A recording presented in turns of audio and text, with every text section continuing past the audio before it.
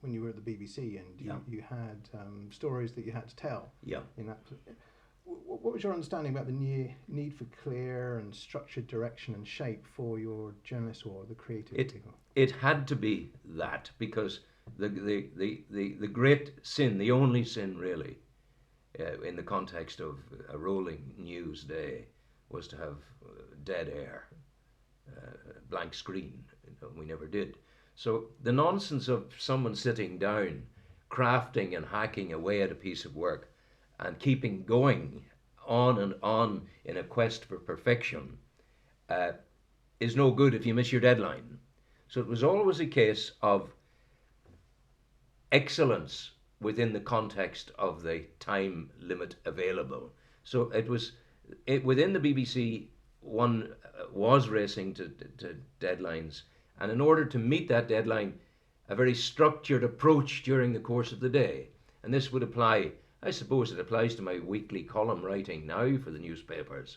That I know where I want to go. It's almost like a block, if, perhaps a mental block diagram where you put it down, write it down, put the headlines in, and then start building the block up and expanding it.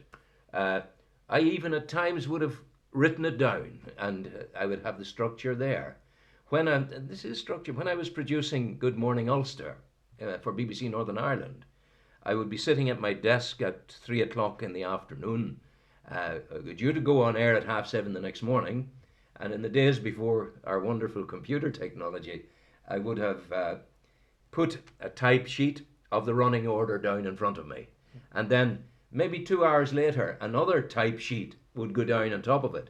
By time of going to air the following morning, the running order would have evolved through maybe 10 sheets. Tiny differences, sheet to sheet to sheet, but nevertheless meriting a new sheet on each occasion because I was internalizing the content.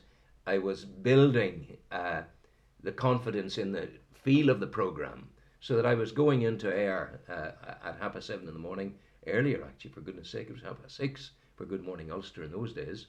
I was going in certain that I had everything covered. So it's about preparation, preparation, and preparation.